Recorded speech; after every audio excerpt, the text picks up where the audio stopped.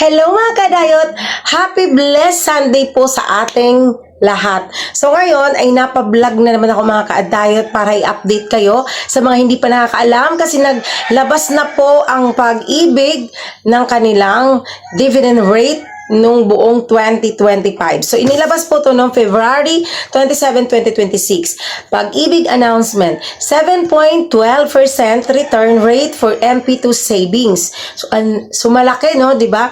6.62% dividend rate for regular saving in 2025. So, positive lang tayo na ngayong 2026 mas tumaas pa yan, baka sakaling umabot ng 8%. So mas malaki yung dividendo na makukuha natin sa ating mga regular saving and Pag-ibig MP2 saving investment. So ngayon po ay ang ganda po ng rate ngayon ng binigay ng Pag-ibig. Sana naman mga kaadayot, sa mga kapwa ko nag-i-invest, so sana naman naging happy din kayo ngayon sa inilabas ng Pag-ibig na dividend rate nila sa MP2 na 7.12% and 6.62% sa regular savings. So para sa akin, napakalaki na daw na dividend rate nilang binigay compare sa mga bank. So ayan, tuloy-tuloy lang tayo mga kaadayot at huwag tayo magsawa ng mag-ipon dahil sa bandang huli magagamit natin to. So pag nag-ano naman tayo, nag-apply sa Pag-ibig, nagpi-fill up tayo, di ba? Educational plan or ating retirement plan. So ako naman dahil malilit pa ang anak ko, so educational plan muna mga kaadayot. Kasi mahirap kasi kung saan ka tatakbo kapag oras na mag-tuition yung mga anak natin. Kaya maganda na habang maaga pa mag-invest para sa pag-aaral ng ating mga anak. So or sa retirement naman, retirement plan, so maganda din yon dahil kapag wala na tayong capacity na magtrabaho, so merong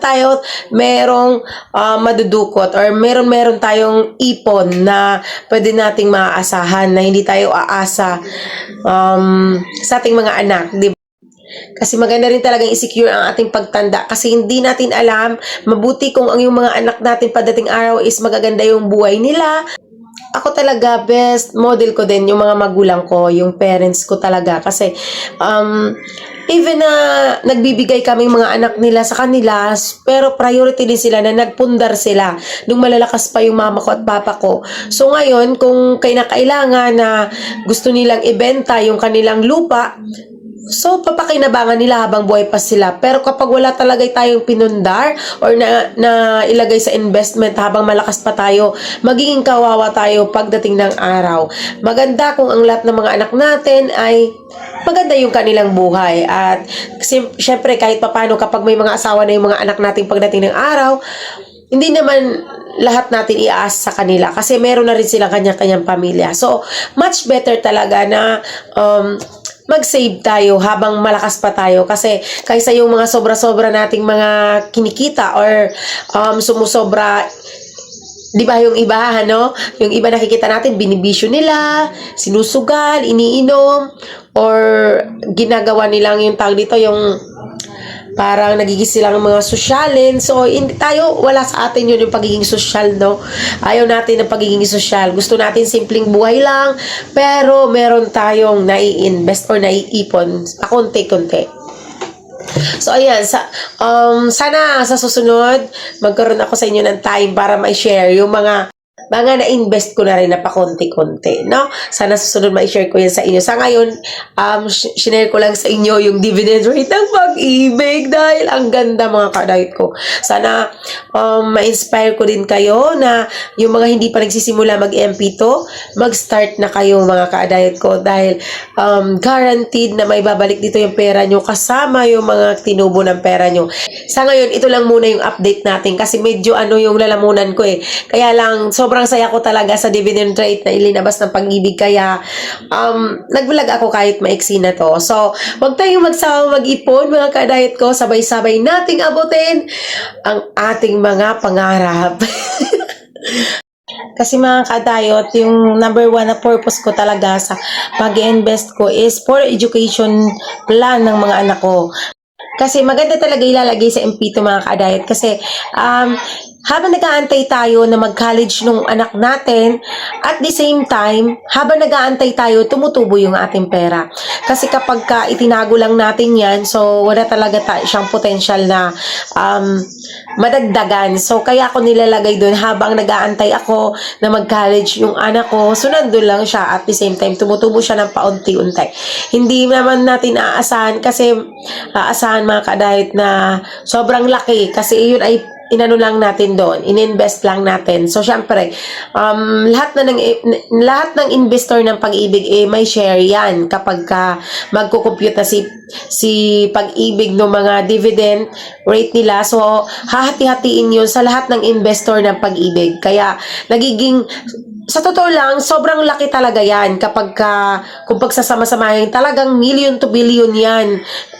Nagiging ganyan lang kunyari ngayon, diba, 7.12%. Nagiging ganyan lang kasi pinaghati-hati sa lahat po ng investor ng Pag-ibig. So, kasi kung marami yung nag-invest, siyempre marami din yung naghati-hati. Kapag konti yung nag-invest, konti lang yung maghati-hati. Kaya mas lumalaki. So, nakadepende talaga yan every year kung marami yung sumasali at marami din yung naglo-loan, mga housing loan, mga ganyan, calamity loan. So, yun yung kaya nga, di ba, pagka may kalamidad, mayroong mga kalamidad, mas mataas yung dividend rate ng Pag-ibig. Kasi mas marami pong naglo-loan, nangangailangan ng pera. So, tumataas siya. Mas malaki yung kinikita ng mga nag-invest.